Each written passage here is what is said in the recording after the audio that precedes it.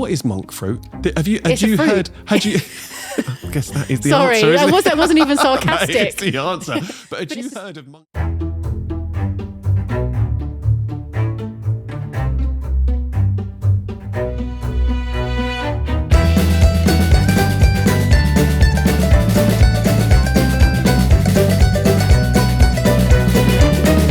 All right, okay. So Alannah, first off, thank you for coming in. In what will be a regular occurrence now, I'm going to read your intro to the camera. Saves me some work, and you're going to have to sit there and squirm while I say nice things about you. But Great. okay. I should have memorised this, but I haven't. So I'm just going to read it from the book. This week's guest is Alannah Brown, founder of HotDrop Drinks, a non-alcoholic cocktail range that launched at the tail end of 2025. You can also tell me if I get any of this wrong, but it all sounds right for the time being. Okay. Alongside her full-time job in insurance, Alannah is in charge of packing orders, shipping, PR, content, product development, and accounts. So we're all very lucky that you've actually had time to come in and chat to us. Welcome to JobsWorth. Thank you for having me. Woo. Is that just Tom off camera? We need a bigger crowd. Anyway, welcome. Thank you so much for taking the time to come in. Thank you. I know you are incredibly busy. When I saw your form and just read the list of stuff that you actually are doing now alongside a full-time job, Yeah. it just blew my mind. I think I've got a lot of plates to spin. And then I read that list and I was like, how do you make it work? But we'll go on to talk about that in a second. Yeah. We are going to start with the opening tradition on the podcast, which is the same question for everyone, so no one can get out of this one. But when you were younger, what did you want to be when you grew up?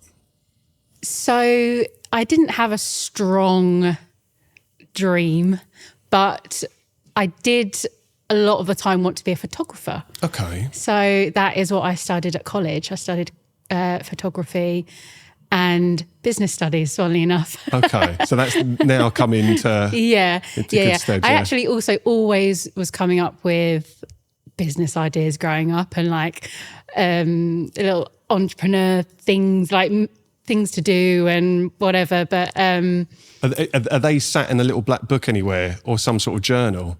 Or were they more in your head? They're more in my head. Okay, I was just wondering if there was this document sat there somewhere of all these scrawlings that you had as a kid. They might be. Yeah. I'll have to find it. That would make some. But photography was one of the earlier things that you set your sights on. Yeah, okay. Any inspiration around that at all? No, I just loved the creativity of it and being able to capture memories and whatnot. I just loved photography. So you studied photography at college. Yes. Where did you go to college? Southend. Yeah. Okay. Studied photography and then ended up in a career in insurance. Yes. So when I say that, there might be a bit of a gap to bridge there, but what led you then to go from this younger passion that you had of photography to go to the point of studying it in college to then getting into insurance? Yes. So I didn't want to necessarily go to university, or maybe I did, but not for the right reasons. Okay. And I didn't quite get what I wanted to in my results to be able to go to the university that I wanted to go to. So instead of rushing into it, I decided just to take a break. And at the time I was working at Nando's and had a great time there. Yeah. And then I just wanted to sort of, I don't know why, I just wanted to get an office job at the time. My nan had always worked in the city. My mum had always worked in the city. So I kind of just spammed my CV at the time. I think I was 17 and got an entry-level role in insurance, essentially being the scanner at the time. I was just the girl who scanned all day. That was your remit? It was just scanning? It was pretty much just scanning. Wow, It was just... I don't think you wouldn't see many of those jobs around now, I don't think. It was heavily paper-based at the time. So I was essentially just, the office scanner. Nice. And then worked my way up from there. Did you see, or how did your family react to not going to university? Because we talk a lot with people about, I guess, the societal norms and going to college and then in education, it's like, what's the next step? It's university. Yeah. So were they supportive of that decision to go straight into work? Or was there anyone that would have liked you to go down the uni route? I think possibly my dad might have wanted me to go down the uni route, but they were very supportive. I actually don't think that they necessarily cared at all. In the best way possible. Yeah, I think they would rather have me taken that time out or gone straight into work rather than rushed into going into university, not knowing what I wanted to do and potentially going for the wrong reasons, not really having the heart in it to study and possibly wasting lots of money doing so. I guess when you say the wrong reasons, was it more the social side of university? Yeah. It's the same story for me. That was really the only drive I had. I didn't go to uni. Yeah. And I had the grades to go. I just, A, didn't know what the hell I wanted to be. Yeah. And B, I knew I'd just go and party, probably get into debt and just come out without the grades to then go and get a job. That was the perception that I had. Yeah, no, exactly. Because I didn't know exactly what I wanted to do, I couldn't commit, you know, and I did just want to go and have fun and party and whatnot. Because at 17, 18, then, you know, that's a kind of, it is just a normal track of life, isn't it? Yeah. You get to that as a rite of passage to a degree. Yeah, okay. That's it. So you've now been in insurance. You are still in insurance. Yes. And a lot of people that we speak to we've had a few people on that have been running things concurrently. So they've stayed in their full-time career and then run a business alongside that. Yes. You are one of these people. Yes. So what has led to that coming about? So you, as I said in the intro, you have founded a non-alcoholic drinks brand. Yeah. You are still in insurance full time. So how you're spinning all those plates, like I said, I've got a few questions on how you make that work. But when did the idea first come to you that HotDrop was going to be formed?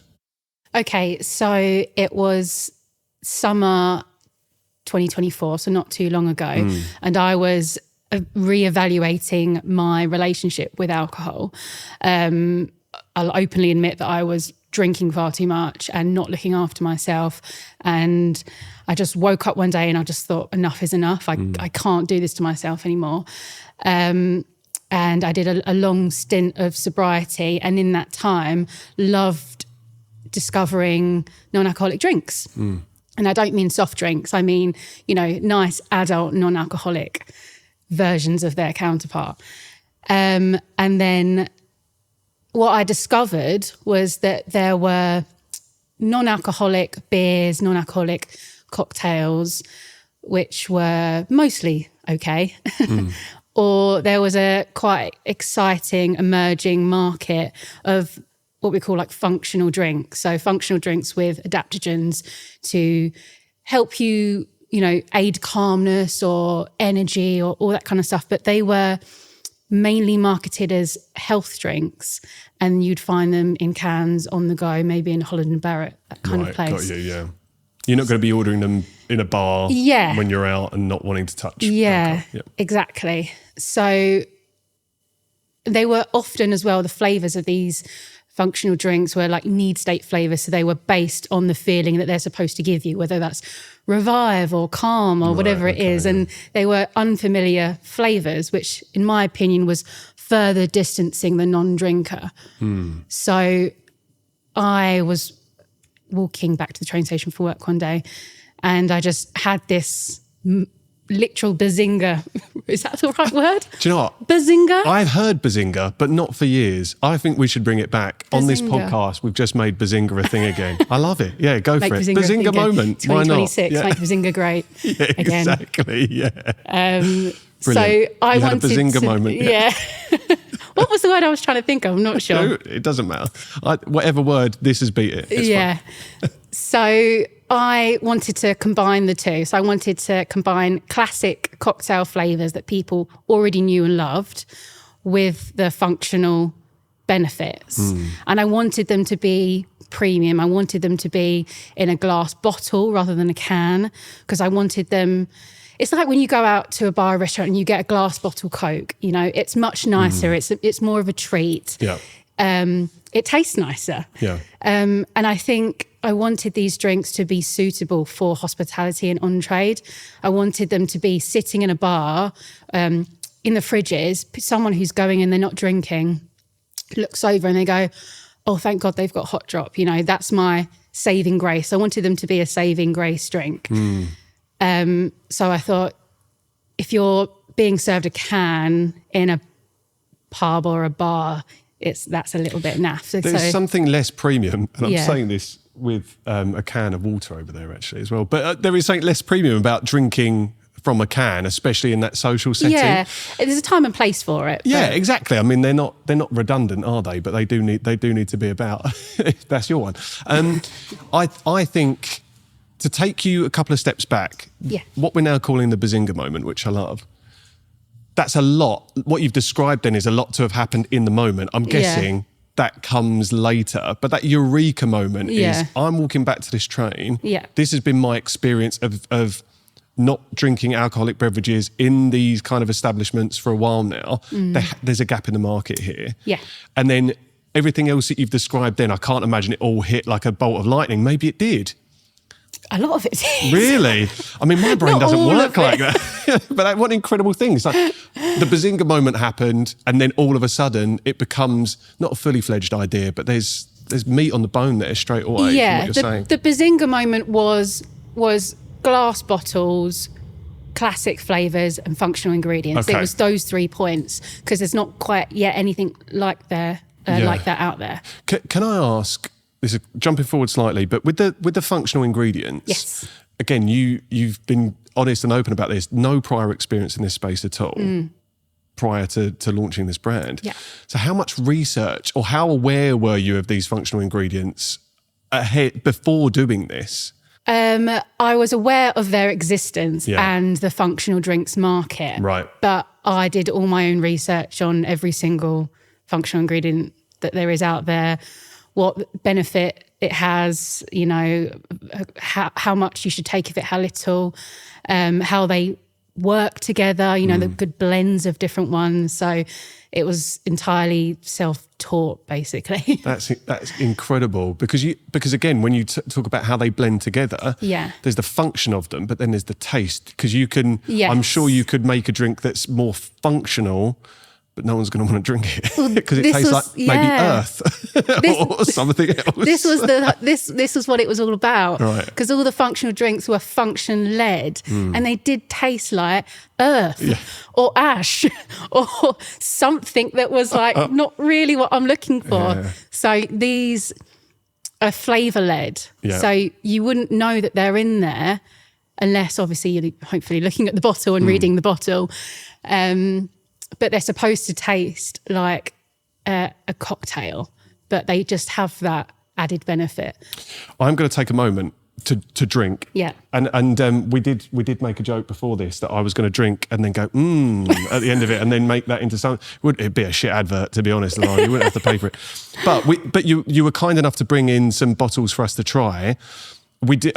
Tom hasn't tried any yet because he's been busy setting up and actually getting ready for the podcast. Yeah. But yeah, you were kind enough to bring them in, and I had a sip of each of them before we started, and they are amazing. Can I just say, first and foremost? But as you say, the process. This is so awkward now.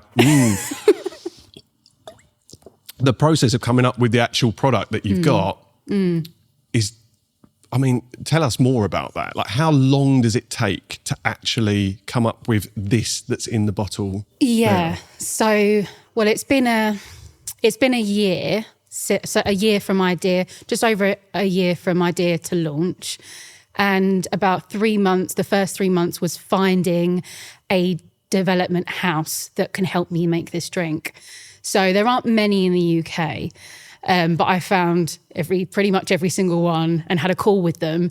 And because, like I said, this is completely new to me. So I was learning, I was essentially Googling from the start, how do I create a drinks brand? And I had a Zoom call with pretty much every single one in the UK. And this is the data analyst from insurance in me, but I made a Excel spreadsheet of every single one, and location, who the contact was. I gave them all a score on X, Y, Z, and then I kind of gave them an average score at the end and ranked them and did it that way. Wow. So you think you're kind of your own request for proposal, basically. You've gone out to market, you've assessed them on each of those categories and done that. And obviously price comes into it and all those sorts of things as well. and took me about 2 or 3 months to find the developer that I was really happy with. And then at the beginning of January, started it. So they have an in-house recipe developer that you work with there, and they have an in-house lab, and it's literally a lab. So you've got, Bunsen burners and pipettes and all sorts of things. It's like being back at science class. Yeah, it's like, and because there's so much that goes into making a drink that can be sold commercially. It's not the same as whipping something up in your kitchen. There are, acidity levels, pH levels, it has to be pasteurized. There's this, and also it had a really it was really tricky to navigate getting it under 0.5 ABV. Right. Because okay. anything under 0.5 is a non-alcoholic drink. Yeah. You've got the same amount as alcohol, like in sourdough or a ripe banana. It's just the natural process of fermentation. But a lot of really good quality flavour extracts are ethanol based. Right. So the more you add, the more it bumps your numbers up. So to get that level right it took months. What is amazing me though, you're speaking about this as someone that's really informed, and considering the genesis of the idea and where we are now is like a blink of an eye. And what this brand that is going to be out there for, we all hope years and years and years. And it's just amazing that you've got no background in this prior. Like you can see, you have to be so heavily invested in doing that. Yeah. And then, as I say, I want to go on to how you balance that when you've got a full-time job as well, because I think that's what so many people listening to this podcast, it's what stops them following their passion or something that they really care about is their full-time job. But you are a living, breathing example of someone that's done something with that happening at the same time. Yeah. Would you recommend it to anyone else? I would, of course. Yeah. If you've got the real passion and desire for it, you have to go for it. And it's amazing what you can get done when you really care. When you really care about what you're doing and you've got real passion for it and you believe in it, your productivity levels can go through the roof. Really can. Yeah, well, you mentioned that on the form as well, that you've never been more productive. And I'm looking at this thinking, how? Like my brain would have, my ears would have steam coming out of them if I had to factor in that much. But is it productive now? Did you make a conscious effort going into this? I know that I'm going to need to step up, or has it been out of necessity? I guess a bit of both, right? Yeah. You have to be more productive to manage that workload and this brand new project. Yeah. Well, if there are certain things that need to be done to get to the next stage. And if you don't do them, then your product isn't developing. My friends and family will vouch for this. I'm quite an impatient person. Okay. So I wanted to do this. As soon as I get the idea, I wanted to do it and do it now, and that worked in my favour. And also naivety worked in my favour because I was naive going into it. I knew it would be hard. I didn't quite realise how hard it would be. And I think if somebody came to me at the beginning and they had a magic wand and they said, this is the list of everything that's you're going to have to overcome or, issues you're going to have, I still would have done it, but I maybe would have gone into it a little bit more cautiously.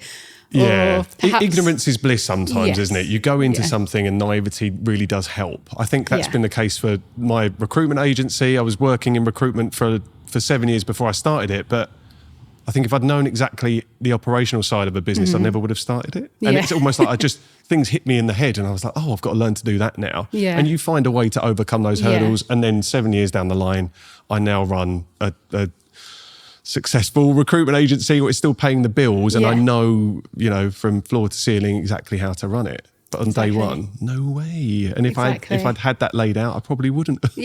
I would never have done it. You mentioned about cost to this as well, and financial is one side. So let's address that first off. Yeah. You have done this from your savings. Yeah. At one point, you realised that it was costing double what you had forecast it was going to do to produce this. Yeah. So at that point, is there even an option to go, I'm in too deep, I've made a mistake? Or do you just go, I'm in too deep, I have to plough through? There's only one way of doing it. The latter. Yeah. I had already put so much money into it. Yeah. I mean, maybe to some people it wouldn't have been a lot, but it's everything that I had. So Exactly. I was in too deep. Otherwise, if I had stopped, that would have been a complete waste of money. I would rather, take out a loan, spend more, get to launch stage and finish what I set out to do than, quit halfway through and waste all that money. So that is actually what kept me going, is the fact that I've got so much skin in the game here. I need to see this through. The only way out is through. Yeah. Exactly. I need to get out the other side. Yeah. What were the voices around you saying at the time? You talked about a supportive family, friends, partner. Yeah. Have they backed you all the way through it? Absolutely. Yeah. Everyone has been... That's amazing to hear. Really supportive. Yeah. My boyfriend, my friends, my family. When I first told my mum and dad about the idea, I was kind of expecting a little bit, okay, that sounds good, or be careful, or see how you go, or something like that. But they were like, go for it, especially my dad. He was really like, go for it, do this. Even when I was expressing my money concerns, he was like, it's going to come back to you. Don't worry about it. Just go for it, And I thought, wow, this is exciting. Was that surprising to you? Yeah, it was, because it's such a big risk to take. I thought maybe he would have been worried for me. Yeah. And I'm sure he probably was and didn't tell me or show it. But he was just, everybody was just really, really supportive and just saying, keep pushing, do what you've got to do. It's going to work out. If you didn't have those voices providing and offering that support, do you think you would have still done it? I would have, but it would have been harder, and it would have been a lot more second, doubting myself, and maybe it would have taken a bit longer. And no, the support has been, fantastic. It's an interesting one. We did a live event back in November, and one of the questions someone asked in the audience was around support and how people are fortunate to have a supportive family, supportive friends, and I kind of posed the question, do people feel like we would have done it? We had a panel of people, and I'd kind of asked, would we have been able to do it without the support of our loved ones and family and friends? And I don't know, because in those moments where it's where you're low and you're doubting yourself, that inner speak and that inner narrative can really take hold. Yeah. And unless you've got someone external to this little voice in your head going, you're shit, it's hard to drag yourself out of that hole sometimes. So it's just lovely to hear that you've been blessed with this supportive network of people that believed in you. Yeah, absolutely. Because it is, even though I've had a fantastic support network around me, essentially I'm doing this by myself, and I've built it and running it mostly by myself. So it is a fairly lonely process as well, I would say. And there was a point, it was just after production. So, I'd finally gotten the bottles in my hands, and it was all made, and I was planning to launch the business in a few weeks' time. And instead of, feeling elated and really excited, I just burnt out. And it was the last few weeks, and I think, I'd been spinning loads of plates, and instead of, like I said, getting ready for launch, I don't know what happened, but I think it was just a burnout. And I was like, I don't think I can do this. I can't do this anymore. It's too hard. And that is when everyone around me really did step up. They were like, we're not going to let you fail at the last 2 weeks. Like you've made the product, you've got it. You've got 7 pallets worth of stock now. You can't give up now. And that's when everyone quite literally just rallied around me and helped me, physically or in any way that they could. That's so good. So talk to me about that then, because everyone's experience of burnout is different, and there are physical signs to that, like being so exhausted you can not get out of bed that bad, and then obviously the mental side of it too. But did that idea really take shape in your head that this is it, it's just too much, I'm going to give up? How close were you to kind of getting there? I was very numb to it all. I didn't almost like feel apathetic. It was just like, I don't know how to feel or care about this anymore. I'd almost lost my vavavoom for it. It's vavavoom and bazinga. These are great. Bingo card. Yes. But, I'd lost my vavavoom. Yeah. I think I'd gotten a bit sick of it because it I've been living and breathing it for so long, and there were issues in production.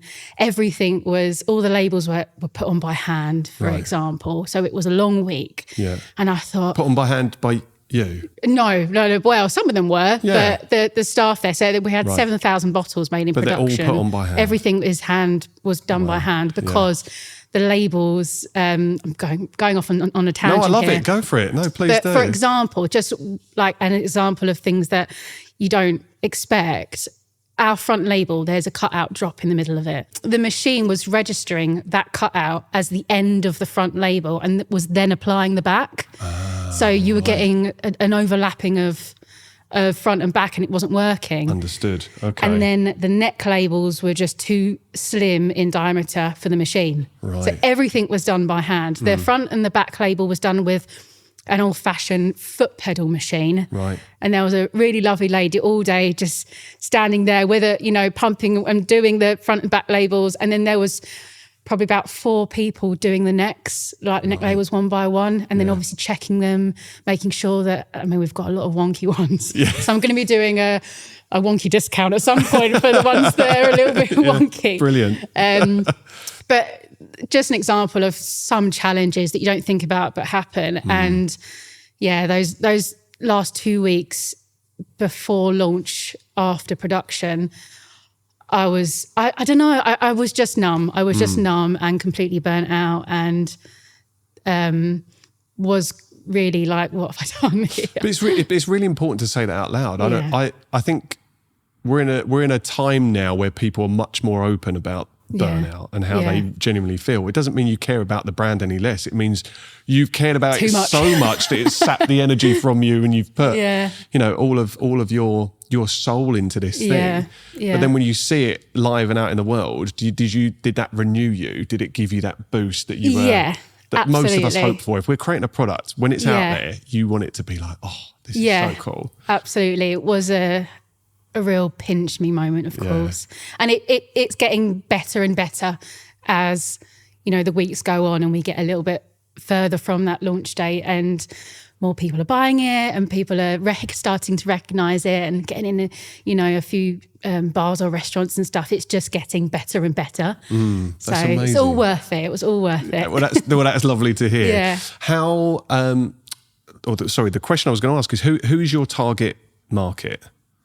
So my target market would be, I think from an analytical point of view, where I'm looking, it tends to be people between the ages of 25 and 34. But to be honest, my target market is anybody from the younger generation who are naturally not drinking as much and a lot more health aware, through to maybe parents who are a little bit stressed out with the kids, naturally always have a glass of wine in the evening to wind down, but they're waking up feeling groggy, and it's just that vicious cycle. Yeah. So it does vary. Yeah. Yeah. No, look, I can't see it not offending I can't see it offending anyone out there in terms of the actual product and who it's catered for.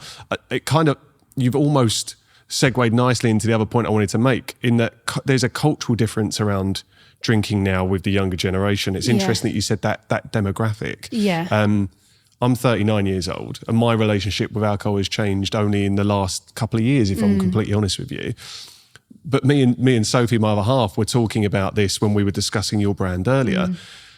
Now we see people in their 20s on a Saturday morning in gym gear, coming down drinking smoothies, drinking coffee, like they're part of the coffee culture, whereas our experience, and again, we're only 2 people in certain schools a while ago now. Yeah, it was hangovers on a Saturday. Yeah. Hangovers on a Saturday, hangovers on a Sunday. If you could get on a Thursday night, it's probably hangovers on a Friday as well. But there does seem to be a cultural shift, and what that generation coming through now is available to them, I think it appeals really nicely. So interesting that you had that in mind. Yeah, there is a huge shift at the moment. People are just not necessarily, going teetotal or going sober, but just being more aware of their drinking habits and thinking, actually, I don't really want to be feeling this way every single weekend. Maybe I can cut it down a little bit. And that was the point with HotDrop, was to have an option that wasn't a zero beer as well, because there are lots of zero beers out there now and they're great, but that seems to be the only thing when you go out is a zero beer. Yeah. So it was to still have that kind of clink moment that you would have when you cheers with a beer, but with a nice cocktail instead. Yeah, I love that. No, I think it's absolutely amazing. And I think it is important to say about that cultural difference with alcohol, but also that non-alcoholic brands don't have to appeal to people that have decided, I never want to drink alcohol again. Me and Tom were talking about this before. Like, we still drink, but in a lot more moderation. Yeah. And just to have an option that feels like you are eventising being out in a social setting without having a Coca-Cola or without needing to feel the urge to get caught up and have a beer or alcohol in general. Yeah. I think that's really important. It's an important gap in the market. Exactly. There's, you've got people who can't drink for medical reasons. You've got a designated driver, people, health reasons, people who have cut it out completely. There's so many people now that are cutting down for a multitude of reasons, that there is definitely a market for it, and it's definitely getting bigger. Yeah. Yeah. That's amazing. You said that you hadn't seen another brand like this kind of combine the flavour-led production yet. Well, yeah, no, look, it's always nice to be first, isn't it? It's pioneering. It's difficult to own that space completely because there'll be, I'm sure, someone else that comes out with something. But to have seen that gap in the market, was that part of the speed that you've done this too? Was that driving it because you thought, actually, there's nothing else like this yet? That's going to kind of whip the accelerated that process. definitely was a part of it. And one of the developers that I met with said to me, you better get a move on because this year's innovation is next year's imitation. And that stuck with me. Wow. So I was like, I want to be the first here to get this out. And there are similar now, and there are some brands with classic flavours and functional edges to them, but they might be canned or they might be spirit based. They might not be ready to drink. So there's not quite yet the exact. So you're riding the crest of that wave. I mean, but it's brilliant. Like if you are brave enough to be able to go and innovate something, then it's a fantastic position to be in. But yeah, you got to think when you're number one, the only way people start looking is like, oh, what are you doing? Yeah, I know. Stop looking. Yeah, exactly. But at the same time, you've got to get out there and talk about it. You've got to get out there and promote the brand. Yeah. I'm not worried about down the line of imitation. You just sort of see it as a compliment, don't you? And you trust your brand, trust your product, because you think there's lots of variations of everything out there. Of course there is, yeah. But people are brand loyal to the brands that they resonate with, that are authentic, that, are the best at what they do. So, Well, you only have to go to Leon C and ask for a coffee to know that people, like, there's space, there's room for, I don't know how many coffee shops are in Lee, but there's enough out there. Yeah. And it's the way you do it. It's not even just the product. It's the way you do it, the experience, and the way you make people feel. Yeah. And I think that's lovely. And it comes from the branding that I think the branding is like a really well-established brand that's been around for a long time. Like, you look at it and you think, oh my God, how is this a new shiny thing? Like, it's so cool, so slick. Thank you. But again, that's another thing that you've had to do. Another hat that you've had to wear alongside the list of things that I said during the introduction as well. So I do really want to ask, how are you getting the balance between building this brand new shiny business and this career? How do you feel about your relationship with your existing career as well? Do you still enjoy what you do? Yeah. You do? Yeah, no, I do. I actually really do enjoy my job in insurance. It's great people and it's stability.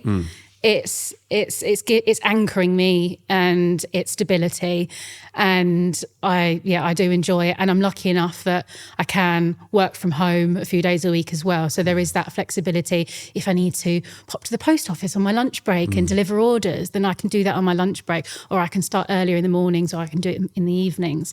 So that has really helped me, having that working from home balance as well. Do you think if there was a cut and shut point at which, let's say for a lot of people starting a business, it will come from redundancy and maybe they've got some savings or a redundancy package to invest in something there. If it was as cut and dry as that, is it really important to have that salaried job to act as a bit of a foundation for you?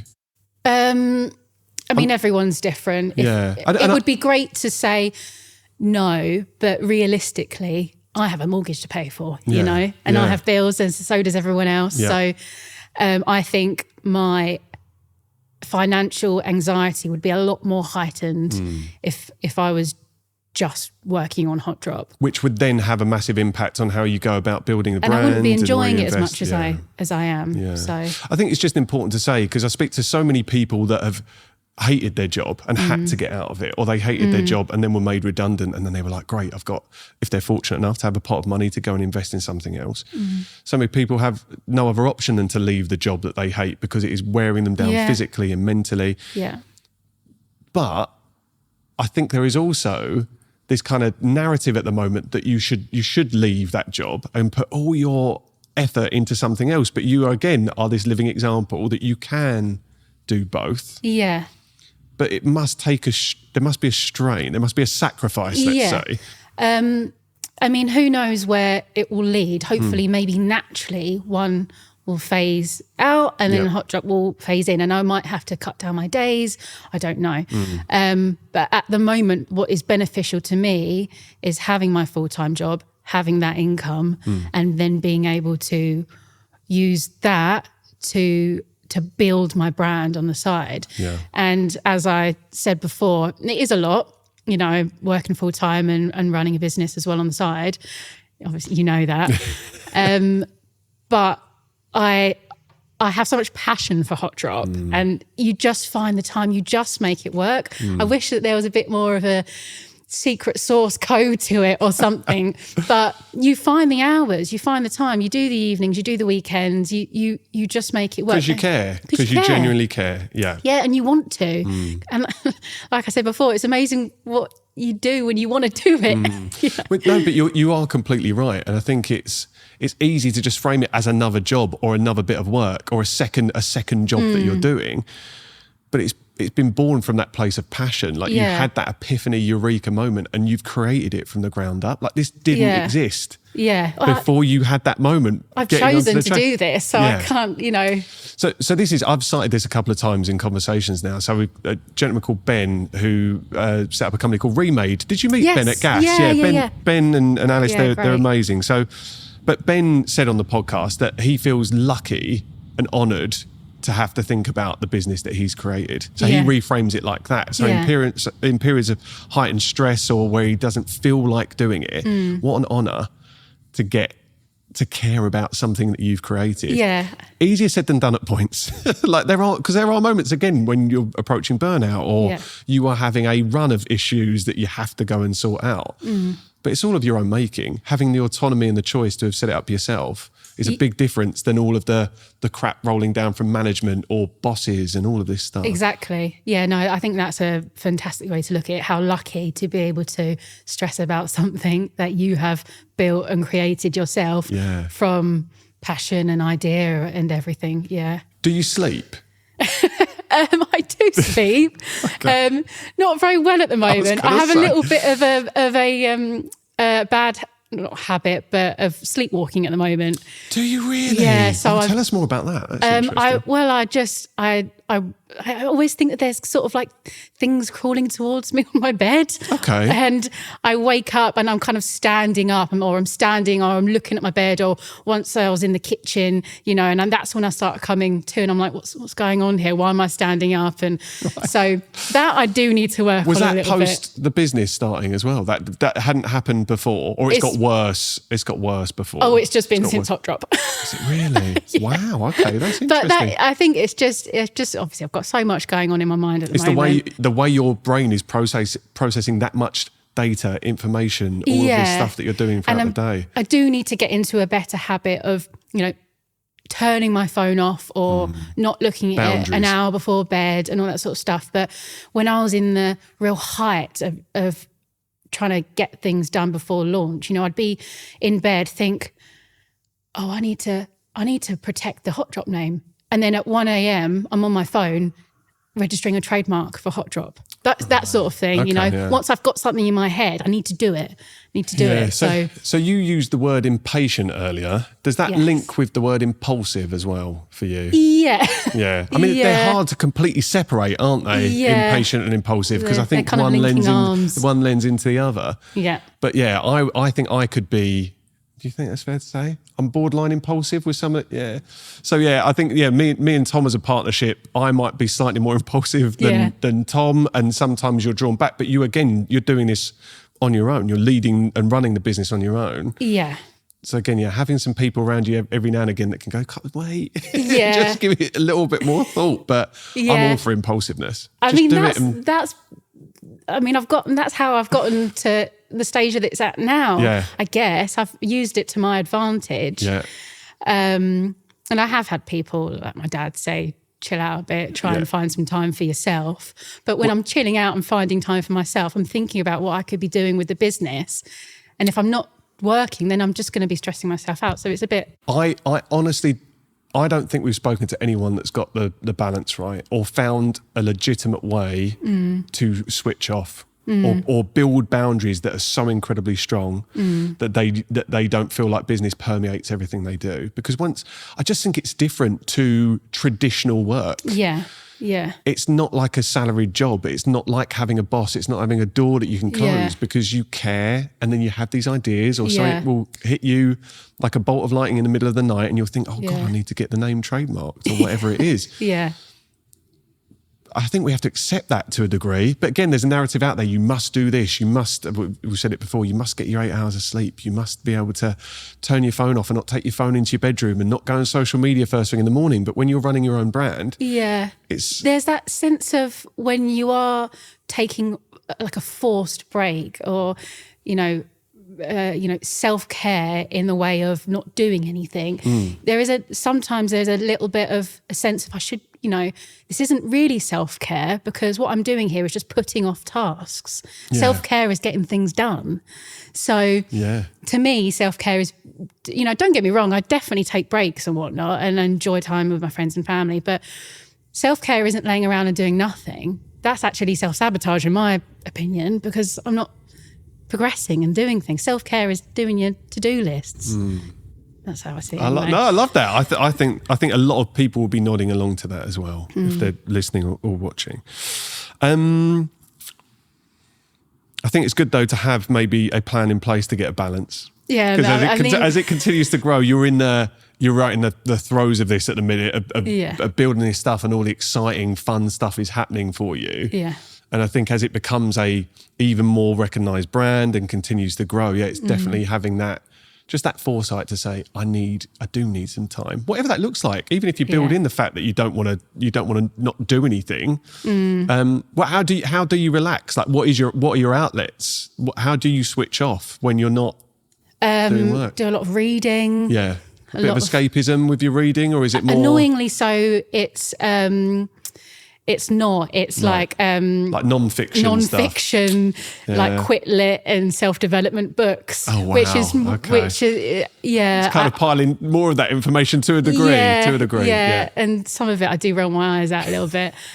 So I did actually say to myself this year I want to read more fiction books, and get a bit more into that escapism. But I just see friends, family, a lovely little coffee walk through Lee, all that kind of stuff. Spend time with my mum and the dog and normal things. Well, look, the primary thing is you feel like you've got the balance where it needs to be for what you want to achieve at the moment as well. There'll be, like I said, there'll be people that listen to that intro and go, how the hell, this is Superwoman. Like, how the hell are you doing all this stuff? But it's amazing. It has to work for you. You're the only person that can be that barometer. Yeah. And it seems that you are holding that really well, which is amazing. I mean, don't get me wrong, it would be great to have a co-founder, but I've always thought how lucky are people that have co-founders to be able to share the same vision and the same dream as somebody else. I mean, I just didn't have that. So I was going to say, did you consciously, because co-founder can come in at different stages, kind of. So you had the idea, the genesis of this idea. Did, upon telling friends or family, Yeah. Was there a conscious thing in your head, no, I want to do this alone? Because I guess you could have asked someone. Like, there's someone close, maybe. Yeah. Why did you decide that you wanted to do it alone? I think because there's that element of not having to rely on somebody. So I was the one who at the time decided to stop drinking. I was the one that really had this passion for non-alcoholic drinks that I don't think anybody else quite shared to the same extent as me. And also, I didn't want to put a strain on any relationships around me, whether that be with my, boyfriend or friends or family. I think if we were to go into business together, I didn't want to jeopardize anything and have to rely on somebody for too much, or it caused friction in anything. I'd rather just know that I'm only relying on myself, and if something goes wrong, it's all on me. Yeah. I get it's that ultimate accountability again, isn't it? To actually just take that burden on, shoulder it on your own. And I'm not expecting anything from anyone. And if anybody wants to help me, it's just an added bonus. Yeah. And if anybody wants to help in supporting, however they want to support, I'm really appreciative of it, and it's a bonus, but I'm not expecting it. Yeah, brilliant. Yeah. Yeah, no, I mean, it's a great mindset to have, and one that's obviously served you well up to now, and I'm sure it will do beyond this point as well. If it wasn't HotDrop, did you have this entrepreneurial spirit in you? Would it have been, if it wasn't HotDrop that hit you like a bolt of lightning after your experience, would it have been something else, do you think? Yes. Yeah. There was an itch there that, again, you used to write ideas down when you were a kid. Yeah, I'd always write ideas down. I've had all sorts of ideas. I did a little course for like lingerie making and all that kind of stuff. And I had ideas for... Don't share too many. Oh, okay, no, because, we'll cut this. Let's cut that out. Let's cut that out. Yeah, exactly. But I love that. I think a lot of people we speak to, again, it just happens that the muse at that point put this idea. Yeah. But maybe there's something innately about you that was like, I was going to do something for myself in some way, shape or form. There was always, always. And I think my friends have said that you're always going to do something, definitely. And it's just brilliant that this has been born from my own experiences. So it's authentic and it's real. Exactly that. You're breathing life into it through your own lived experience, as you say. This is a big question now. This kind of harks back maybe to the tailored business plan that you had to do at one part in the company's setup. But where do you see HotDrop in 5 years' time? So I built HotDrop to be in hospitality because it's fantastic having it in your fridge at home. But the point of it is when you're out and about. And like I said before, it's that saving grace, when you're at a bar or a pub and maybe you're nervous about the fact that you're not drinking. Maybe you don't want people to pressure you. And it's looking over the fridge, it's seeing that somewhere has stocked HotDrop and going, thank God they've got HotDrop. So my goal is just to have it in as many pubs, bars, restaurants as possible across the UK, just widespread availability. I want it to be the flagship brand for ready-to-drink non-alcoholic cocktails. I want it to be the name people think of when they think about that. Wow. And it's just so, you can tell that you've put so much thought into that because you can articulate it so well. So where can we find it now? If we wanted to go out now, in this moment in time, where can we find it? Right now, Gab's Grazing down in Lee. Which, if I point that direction... Which, again, if you're listening, means nothing. If you're watching, probably still means nothing. But over that way, so if we go over the bridge from Old Lee... Exactly, it's on the corner. Okay. There's a lovely cafe that's just opened today called Frey on the Broadway. Oh, amazing. Okay. So you can get it in Frey. Shout out Frey. Yeah. And also Piccolo's restaurant in Southend, the iconic Italian restaurant along the seafront. Okay. So you can get it there at the moment. And I'm going to put you on the spot now because this is an opportunity to speak to other businesses locally that will be listening. Where else would you like to see it? Is there anyone else on your hit list that you'd like to speak to directly now to hit you up? In Lee, I would love to get it into Chin Chins in the Brunch Co. Okay. If you're listening. Yeah, brilliant. Well, funny enough. Reply to me. Funny enough, we've got Hamid coming on in a couple of weeks' time. Oh, funny. So we can have a chat as well. Right. But I think it's brilliant. Exactly. Yeah. What I love about Leon C as a community is how supportive people are. Yes. Like, have you found that? And you can be completely honest. Yes and no. I love it. If I'm being completely honest. Yeah, I want you to be completely honest. I thought the fact it was a local brand would hold more weight than it has with some people. Yeah.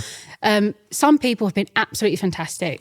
Gabby at Gab's Grazing couldn't have pushed it more. She's been brilliant. She's the one that pushed me to speak to the Echo. Yeah. She's been fantastic. There are other places that... the fact that I'm local, it doesn't matter. Right. It doesn't matter. So they'll be treating you as any other supplier that's coming to them. Yeah, and exactly. that's absolutely fine. Yeah. But it has been perhaps harder than I thought to get it into hospitality because I can't compete price-wise with the big brands that are doing hundreds of thousands of units and churning out bottles that cost them 30p to make. So hopefully people see the value in a small niche premium local product versus a mass-produced huge big brand. Well, do you know what? I'll double down on that slightly because we're all in this area about independent community. So if you can't start by supporting an independent brand in your own community, then you're kind of missing the point, aren't you, really? You're expecting everyone locally. You want to push out big brands, big high street brands from the Broadway. Yeah. But you need to support everyone else doing it as well. And I think it's not just targeted at you in terms of HotDrop, but any brand that's starting up, support the local brands in the same way that you want support from local people going into your independent business. It's the circle. I think it's a circle. I think it's a really important point to make. And beyond the physical places we can buy these, obviously you've got your website now. Yes. So what's your website? It's drinkhotdrop.com. Perfect. And then your Instagram handle. Same, drinkhotdrop, yes. Perfect. Okay. So before we go on to play a game, because we always play a game. Okay. I'm going to ask you for some advice because I feel like there'll be people listening in a similar boat. Maybe they don't like their current job.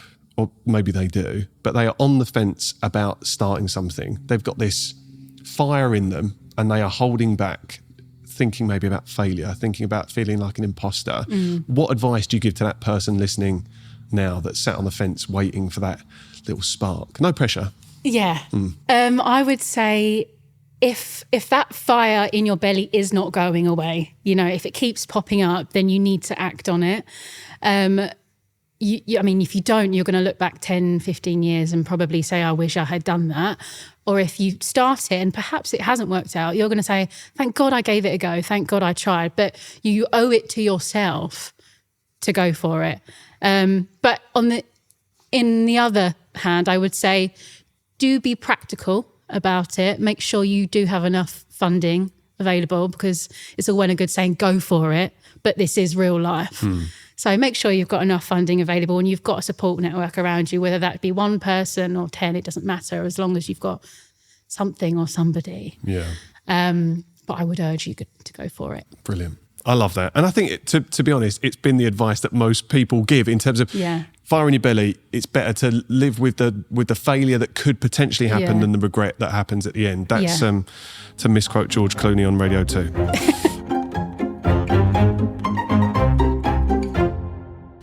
Right, okay. So we're going to play a game. Oh, okay. And then we're going to go into the closing tradition on the podcast. So the game is Drop It Like It's Hot.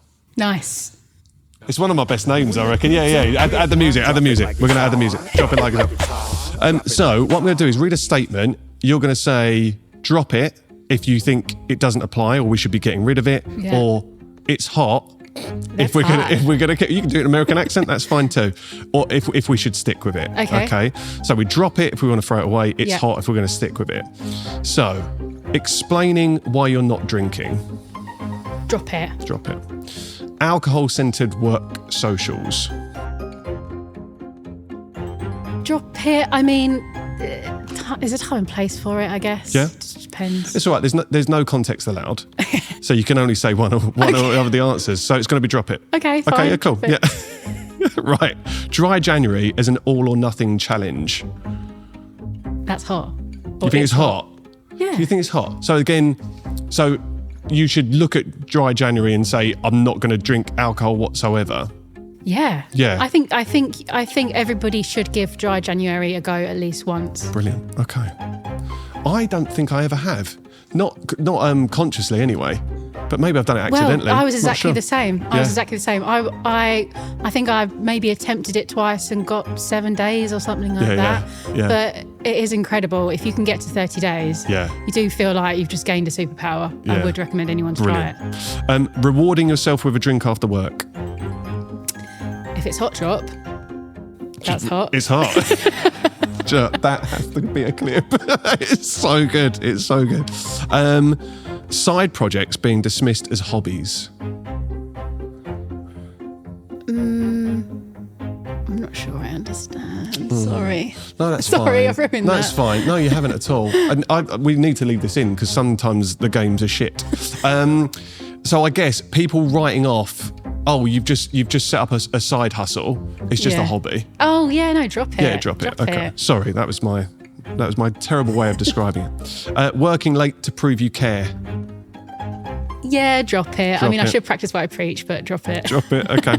Products that try to appeal to everyone. Drop it. Drop it. I saw that on your that. your advice. We're going to turn that into a post in itself. I think it's really good advice that you shared that you were given as well. Measuring success purely by money. Drop it. Drop it. Feeling pressure to label yourself.